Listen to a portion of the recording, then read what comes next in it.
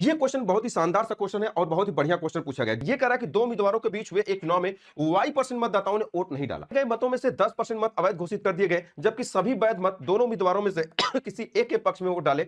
जिस उम्मीदवार को कुल वैध मतों में से 59.375, ये बड़ी खतरनाक वैल्यू दिया। अब यहाँ पर लड़का फंस जाता है, लेकिन अगर आपको पढ़ाया है पीछे परसेंटेज, देखो वो चीज अगर आप जानते हैं तो आप कर पाएंगे।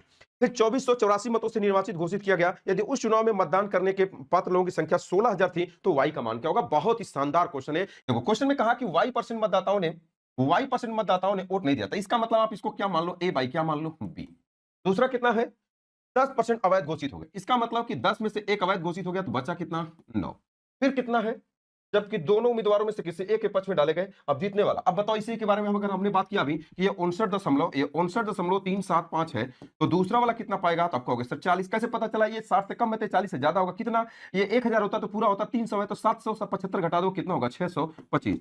इनका अंतर कितना होगा, तो आपको होगा इसमें से घटा दो। जब घटाओगे तो ये 0, ये 7 में 2 जाएगा 5, ये आपका जाएगा तो 7 बचेगा, यहाँ 8 और यहाँ पर 1, 18.75%। इसका मान कितना होता है, 3/16। इसका मतलब ये 3 बटा कितना हो जाएगा, 16। यही कितने के बराबर आना चाहिए भाई। तो देखो नीचे वाली वैल्यू टोटल होती है, तो टोटल वाली वैल्यू यहां पे लिख दो, तो आपको होगा सर 16,000 इधर लिख देंगे, और ऊपर कितना है तो आपको होगा सर 2400 कितना होगा, 84। कोई अलग तरीका नहीं है, बस उसी चीज को ऐसे लिखने का तरीका।